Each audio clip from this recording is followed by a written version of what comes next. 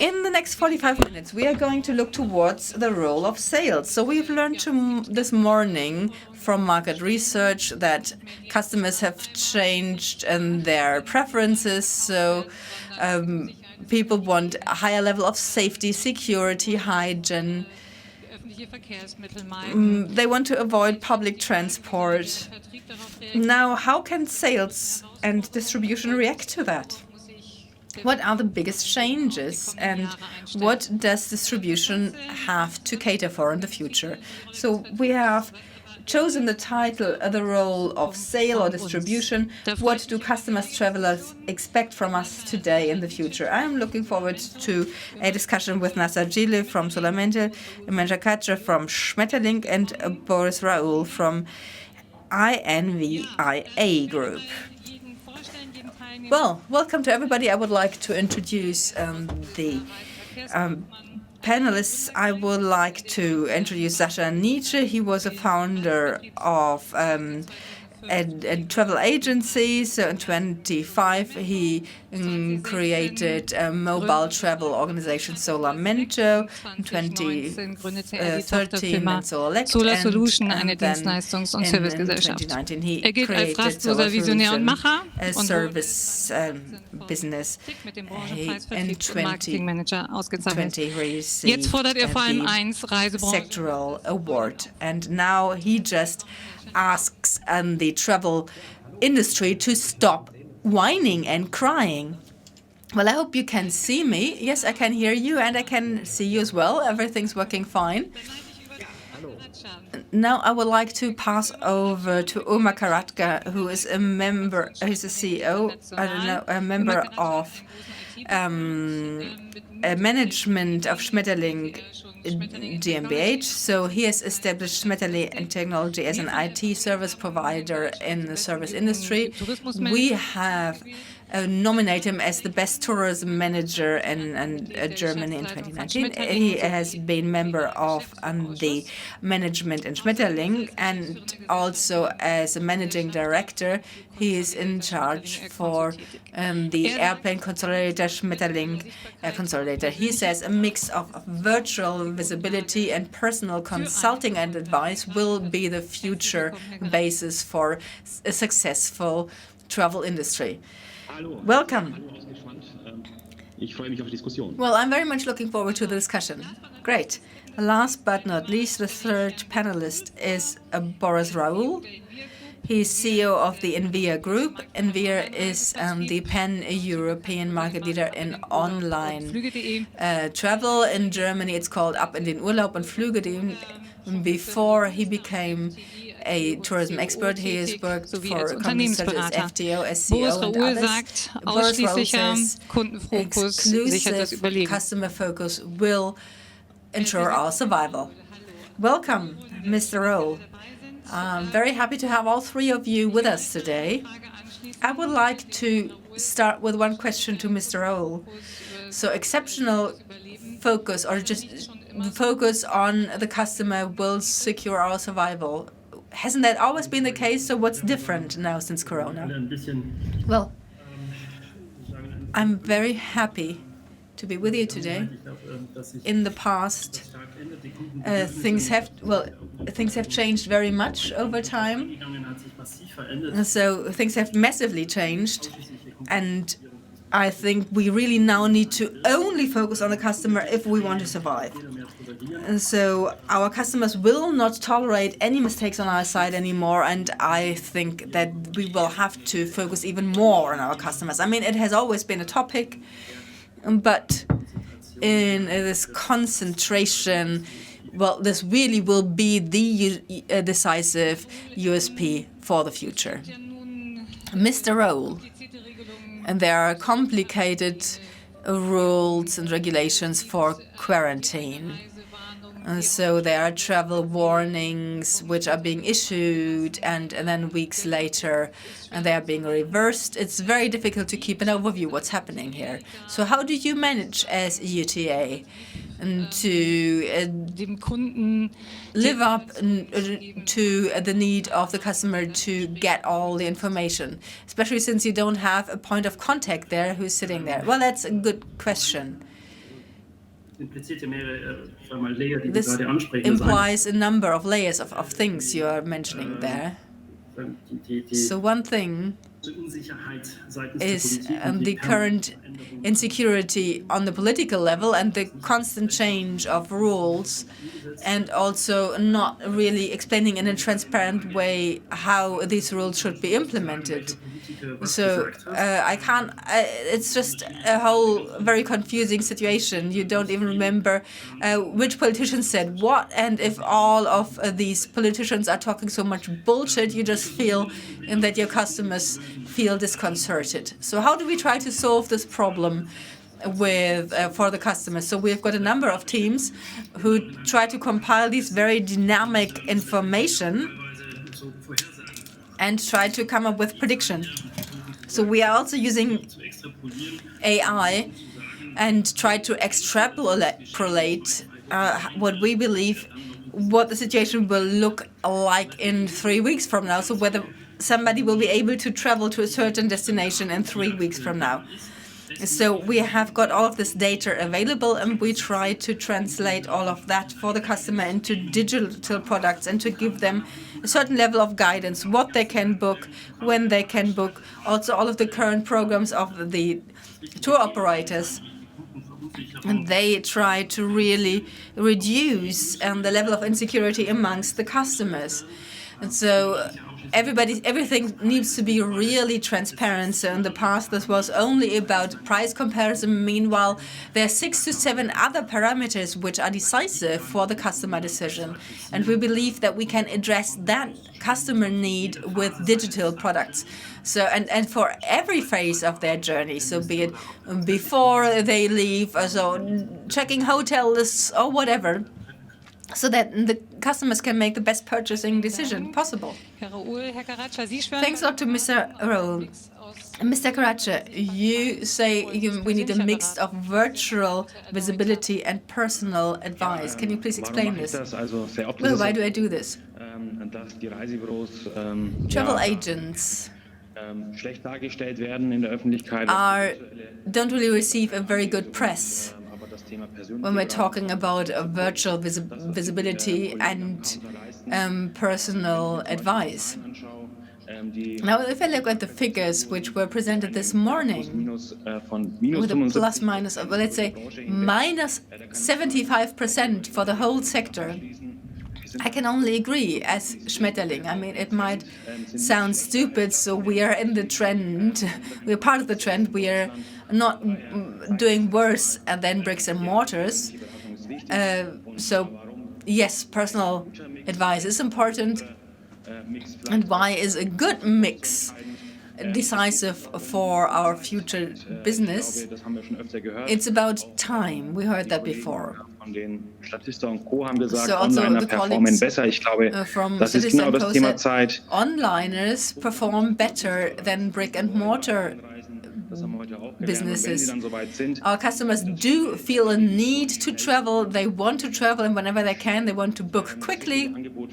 They want to find their destination quickly. And so we are offering personal advice. Our customers have got a high level of personal trust in us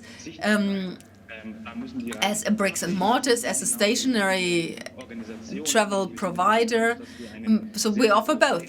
We are available offline and online. We have got a huge technical background. We are developing our own booking and reservation systems. And we've only just announced that these days we are going online with a digitization offensive.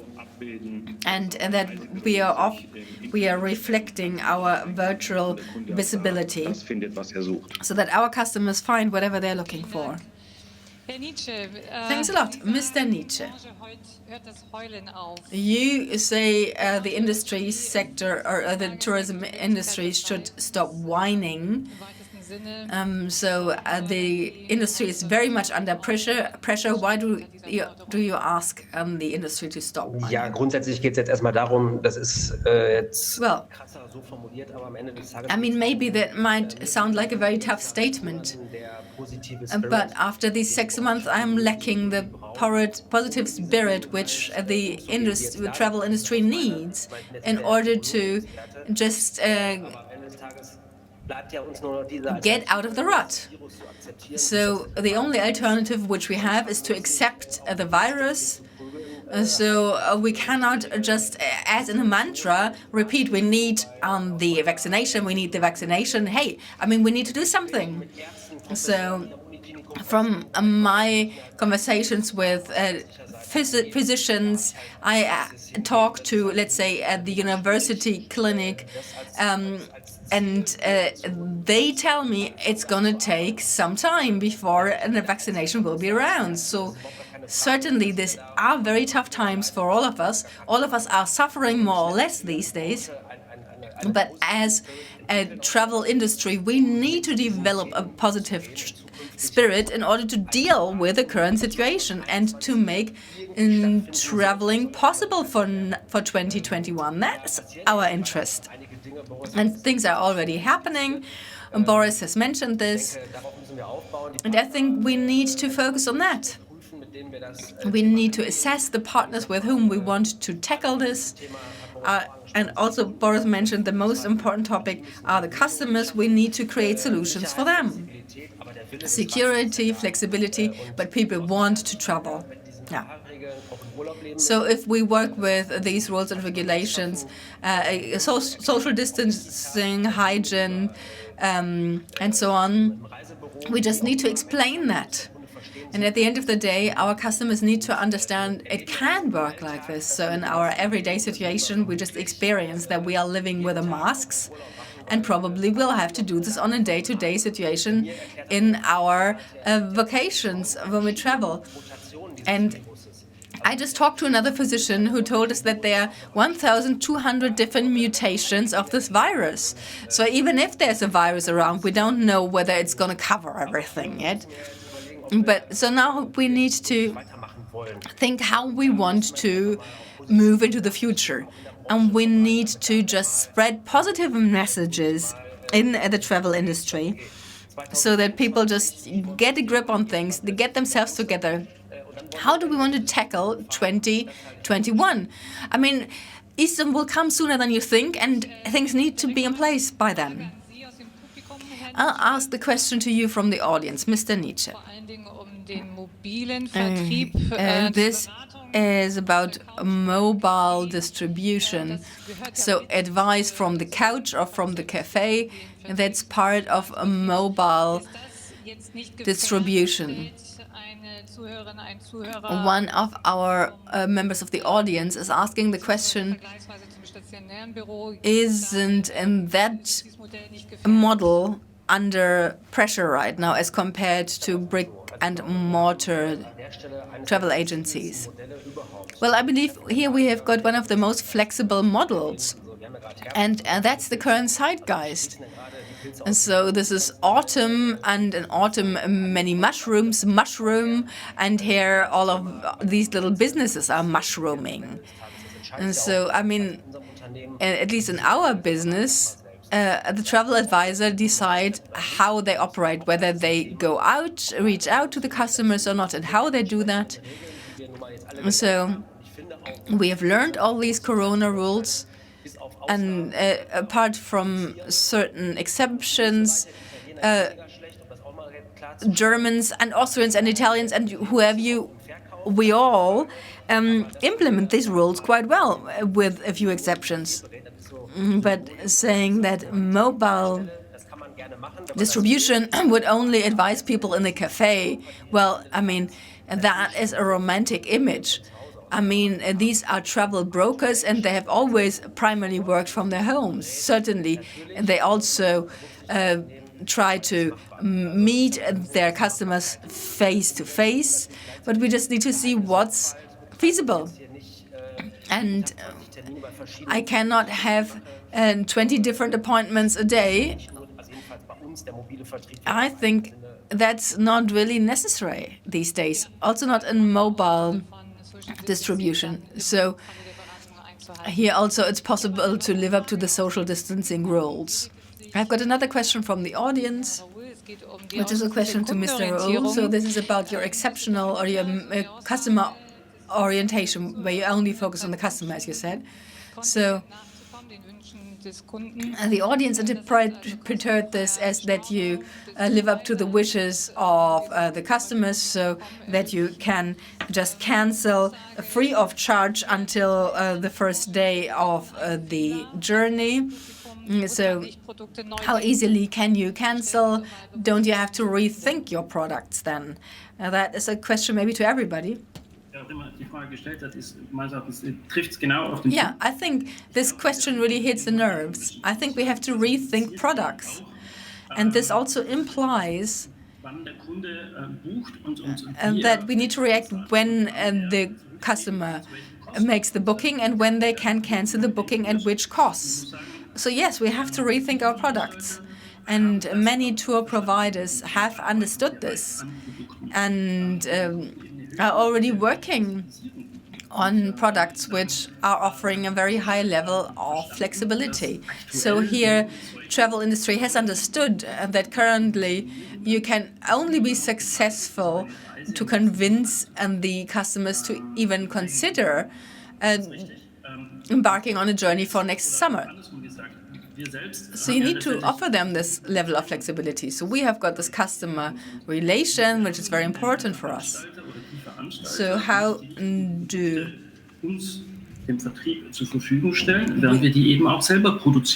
so if these products are not on the market, the products which our customers want, then we will have to produce them ourselves, because we believe that this kind of customer focus is the only possible path. And this also depends on the topic of working capital of the airlines and others. But this must not be the problem of the customers. This has to be the problem of the service provider, and the service provider will have to solve that problem. Here we've got another question, which is about online providers.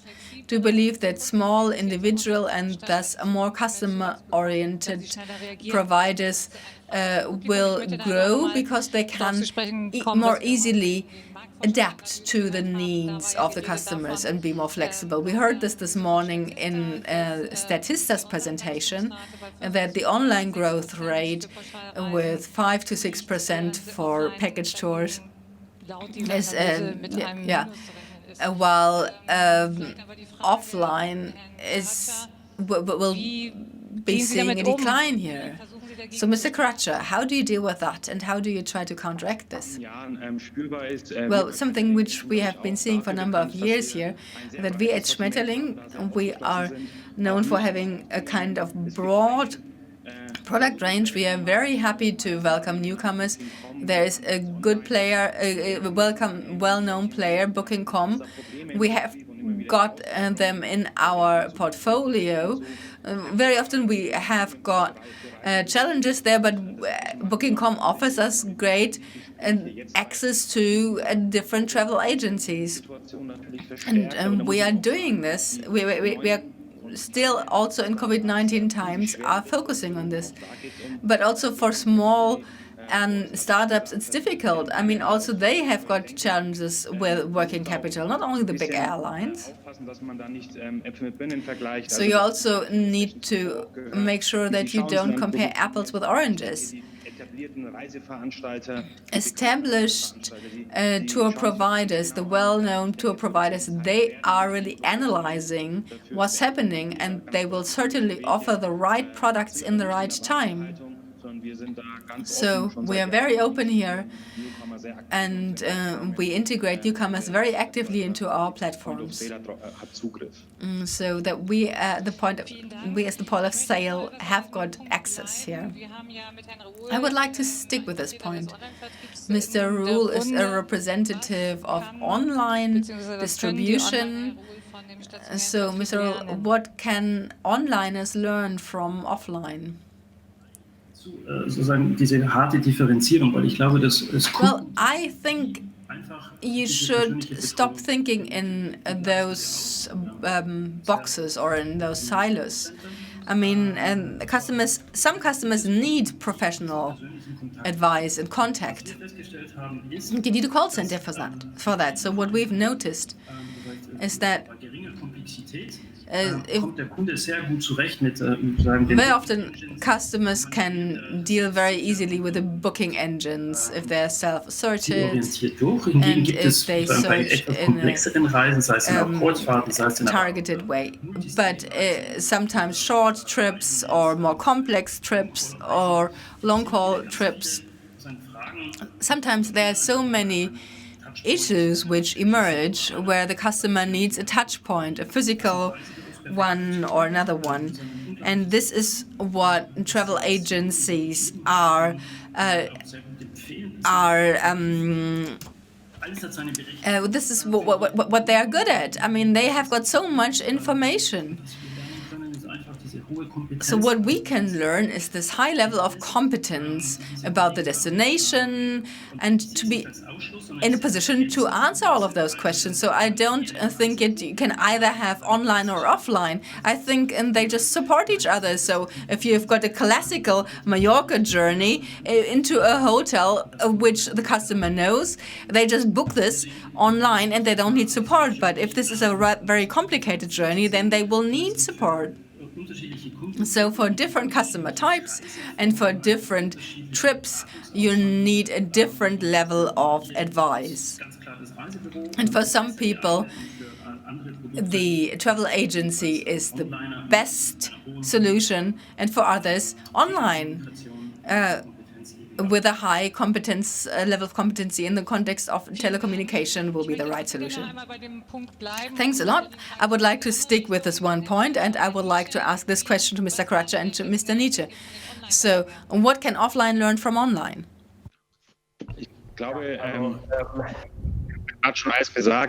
I believe he said everything, but especially speed, time with the customer, and that's a point that we have to take care of, and we realize it. When customer needs change, and if the offer isn't available to the extent it was before and something has changed, then I think online businesses adapt quicker to change and are able to quicker address the customer. And we, because of our structure, it takes us longer to adapt to changes, and we can learn it from the online businesses. Just do it, and then we can able to help the customer. And Boris just mentioned the advantages. And honestly, Boris, I have to tell you thanks for being so honest, and I don't want to repeat it. Thanks to Mr. Nitsche, would you like to add anything? Well, I think the guys just showed it the way it is. Everyone has to find their role, and at the end of the day, they have to accept what one party can do better compared with the other. I think it's difficult to say, I can also do it then.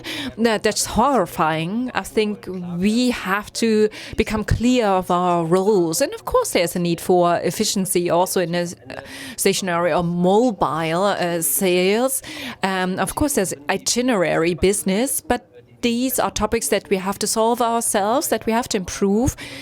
And Ömer also mentioned it correctly, and that's something that is special of our industry. We should rather look at the commonalities and not focus on differences and just accept things like they are. I think we have many things in common, and we have many things that together we can push forward. So I think we should highlight the positive things and not just the differences. We have really joint interests, and they should be highlighted towards the outside. Thanks, Mr. Nitsche. And next question from the audience. There's a bit of criticism hidden in this question.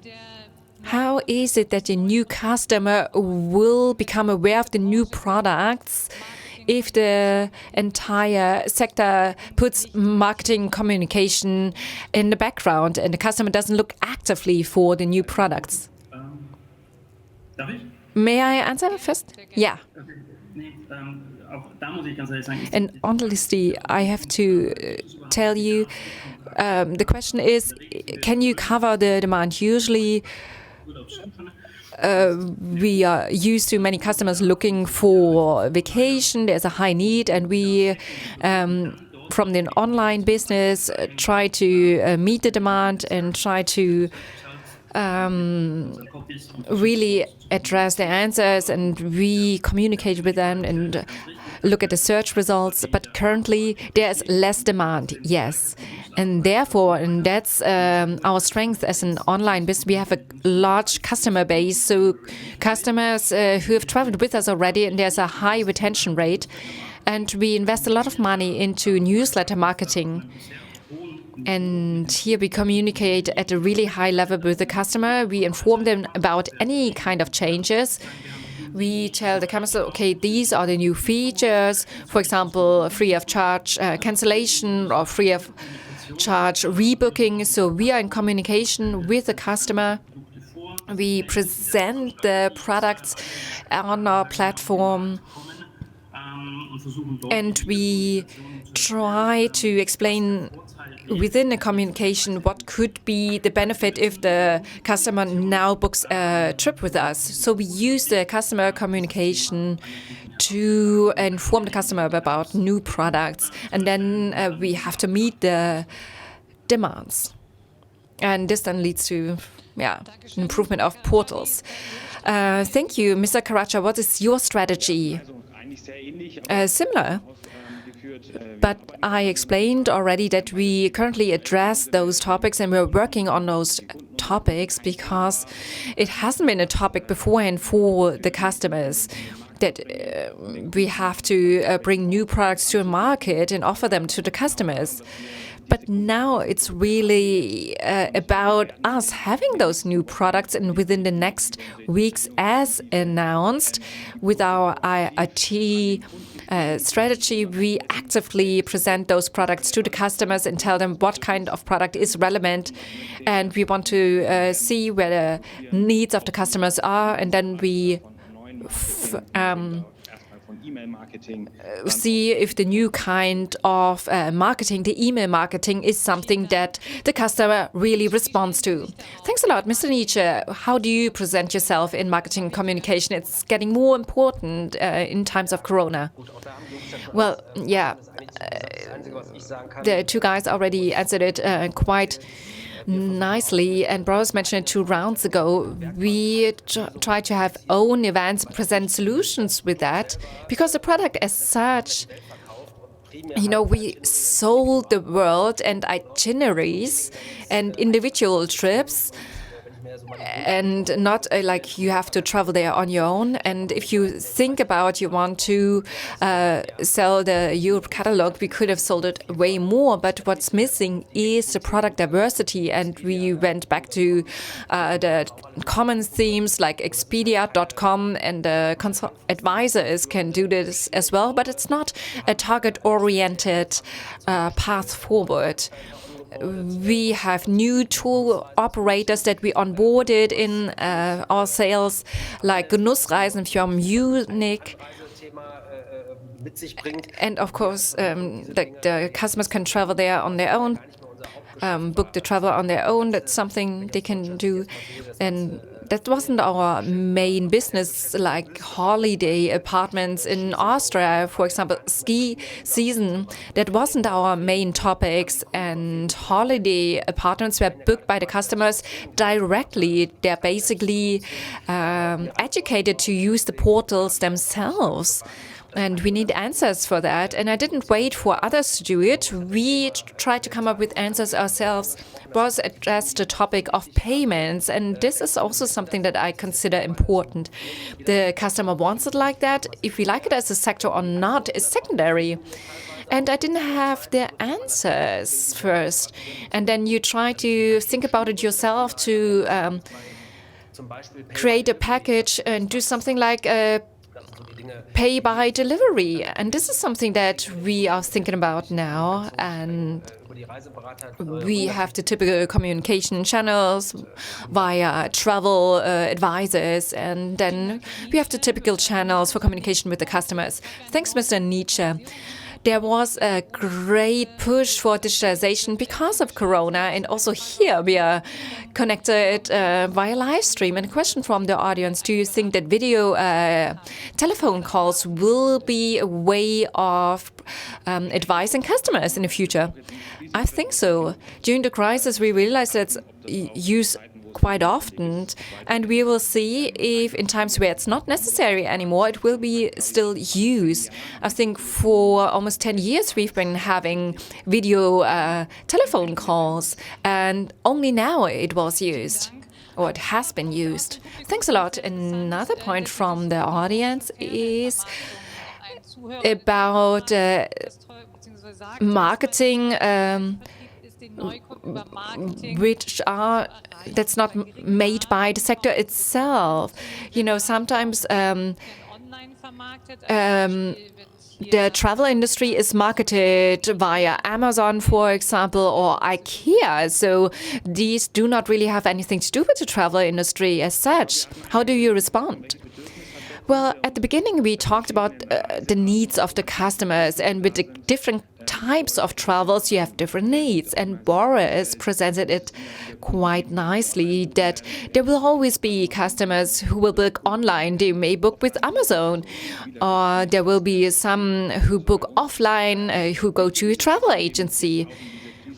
And what's important is that you maintain contact with customers, you don't lose the customer to a different kind of marketing channel. And we, as the travel operator or tour operator, we manage marketing costs quite well. We have new marketing channels. We have key email marketing, key or central social media marketing. These are things that will now also be used in offline travel agencies. And I think that's the right way forward. However, this does not mean is that we won't pull away any customers from Boris, Raoul or Sascha Nitsche, but we will make sure that the existing customers whom we have won't get lost to others. Thanks a lot. Now I'd like to address the question on digitalization again. That's associated with Corona crisis. It's necessary to have tailor-made products for customers. It's a question from the audience. Intelligent platforms can offer travels tailor-made to the needs of the customers. And those systems quickly improve. Is this the future of tourist sales, Mr. Nitsche? I'm not an adversary of technology. I believe the solution at the end of the day is a solution between the digital world and human beings, and I can assist a customer via digital means, and then also talk with them in person, and maybe serve them from the local community. We just experience it. It's really important to have the contact, especially in times of crisis. I think the combination between the digital world and human beings is the right one. And I think we need to make sure that not everything should be just AI supported and should be done electronically. It's always nice to still involve people, because people still love to talk to other people, and therefore the combination would be good. I'm not afraid of it. On the contrary, you just have to integrate it. Thanks a lot. I'd like to stay with you. At the beginning you said the travel industry should stop crying. What advice do you have for the travel sales clerks, the owners of travel agencies? How can you deal with the crisis? How can you get out of this valley of sadness, so to speak? Well, it does have nothing to do with individual fates, and many people with an individual fate. I am an entrepreneur myself, and there are a lot of benefits compared with other European countries, and this needs to be appreciated, that we get support on aid from the state. It doesn't help us at all if Germany survives and the rest of the world hasn't survived. That's not helpful at all. So at one point in time, you just need to accept the fate that we have, and the question is, how can we get out of the crisis with positive impetus? And I want to focus on things that we have in common. Sometimes the sales sector and tour operators are in arguments, and that's the wrong direction. We need to move forward, and we have to think about it, how to deal with the virus, because it probably will be there forever. Who knows? If we need to wear a mask forever, we don't know it. But it's initial basis, and we should come up with a joint message. Ömer and Boris have talked about new products. I think new great products will emerge. It's always difficult to look towards the past and say, oh, it has always been like that. That was wrong. I don't want to do that. I want to look forward and have a positive stance and come up with a vision. And I'd like to invite everyone to join me. And everybody who says, okay, everything is bad and everything was better in the past, then maybe they are talking to the wrong people when they want to talk with me then. Okay, thanks a lot. Let's address the next point. The EU Travel Package Directive. There's now the idea to introduce a pandemic clause, and several associations spoke out in favor of it, and that would mean that the customer bears a part of the risk and also part of the cancellation costs. My question to you all is that realistic? Will the customer accept it? Well, they need to accept it. Need? Yeah. I have a clear stance. Sorry for having talked so much. And honestly, the customer needs to get on board, and then the net price model is overhauled. And we as a sector have to find a common mode and common way forward. The only answer the last weeks has been traveling needs to become cheaper. And I just got a post from Eurowings. Germany for $39.90. That's not good, is it? We have a really weak industry, and we need to make sure that we earn money now and to move the price in the right direction across all the different segments. And that's the only possibility for our future. And to have this price battle, I think that's difficult. Thanks a lot. And now we just receive a question from the audience. A listener asks, will destinations with current marketing measures still addressed, or do you rather focus on destinations which can be achieved more easily? Honestly, we focus on what's possible. And I think Boris just wanted to say something. I interrupted him. First of all, I'd like to make a compliment to the listeners. Each question is justified. I'd like to answer a question on customer acquisition. Will the customer use different channels? Currently, the customer finds itself in the economy, and we buy the customers. And for the first transaction, it's quite expensive to get a customer. I think it's important that you need to have a really, really good product so the customer comes back time and again. And if a listener says, okay, I'm a provider of distant travels, I don't have a lot of frequency, then please write to me. And maybe we can find a model for your marketplace. And then maybe use a service that it's apt for that. And the second thing is AI-assisted production. Well, I believe in it.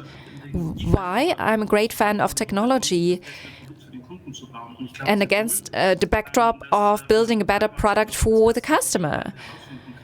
And we need to find out what the customer wants with a high likelihood as the next thing. And if a customer wants to book a new product, then maybe they want to have a private transfer and not booking a bus with 50 people. And we need to be able to offer those products.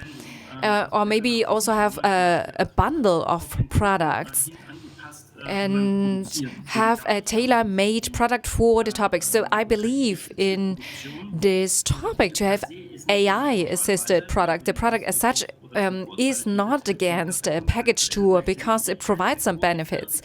But what the customer does not want is the old package tours because they do not respond to their needs anymore. There are 3 steps ahead. Maybe they want to have a preset structure of a package. And if you look around across Europe, then you see better products for the customers which address quality in a better way, but still have the charm of the package.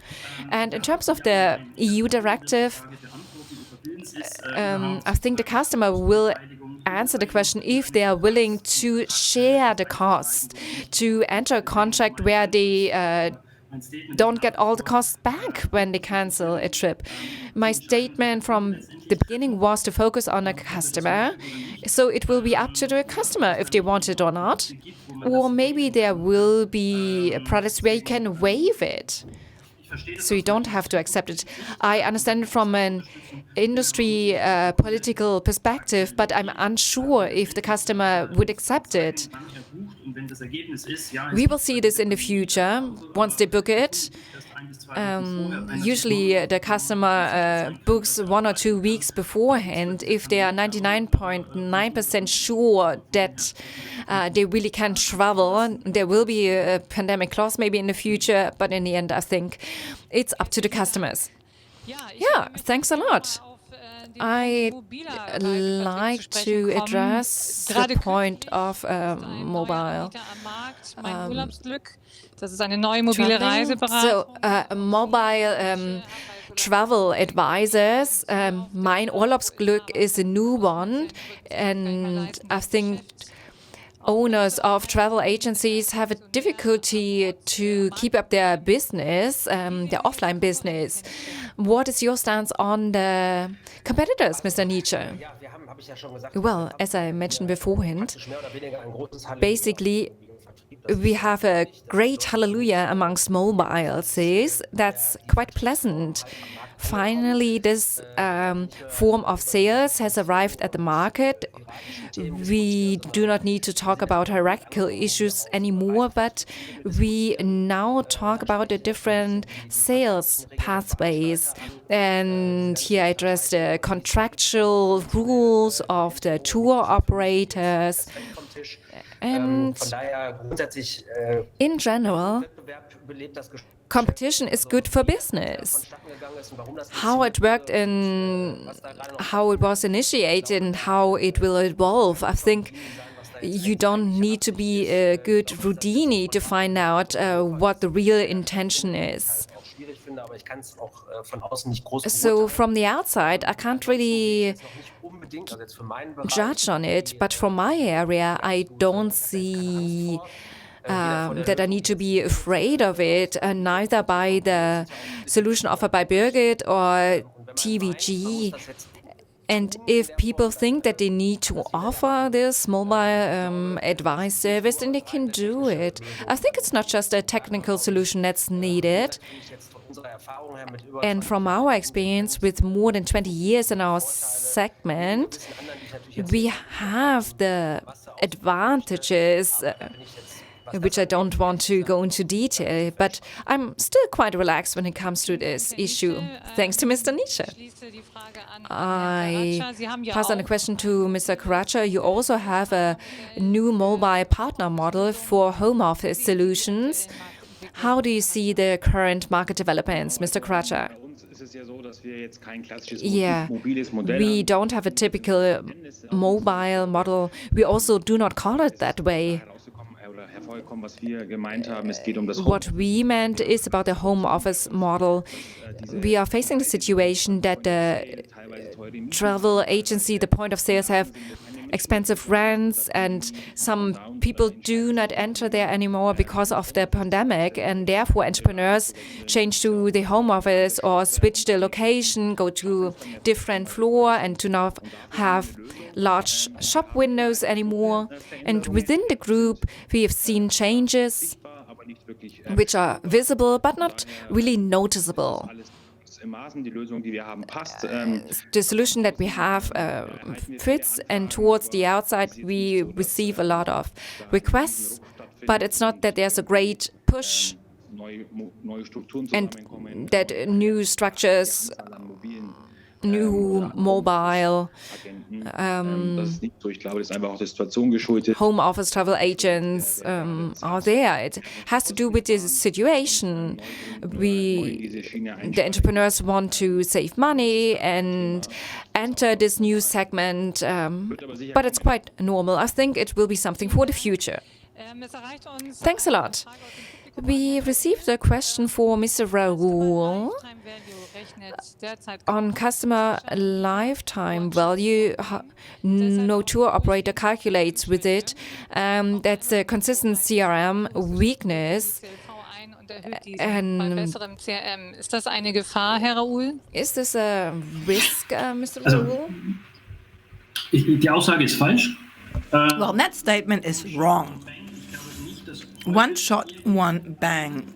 I don't believe that in these days any advertisers of our size can think along those terms. And if they did, I think they will destroy their business model. Why? Because new customer acquisition will be high, way below the above the first transaction. So we have invested a lot in those circuits. So we try to offer the right products to our customers. We have invested in that. But I understand the question, though. So the problem is that with CRM was that you always had a one-to-N communication. Now the new tools have got a communication to 100,000. So you were able to form segments. What they weren't able to do was a one-to-one communication. We've massively invested in technology here in order to be able to do this. So I don't agree with the thesis which is put forward in the question.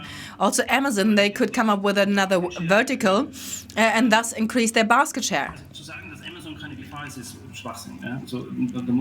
So saying that Amazon is not a danger, that is nonsense. Amazon is dangerous. So what they are doing is they try to depict products which are easily comparable. What they have problems with is comparing complex products. So currently we don't believe that Amazon will offer this vertical, and if they could, they would have done this. But hotel and stuff, this is really complex. And Amazon doesn't want to get a bad reputation. They don't want that.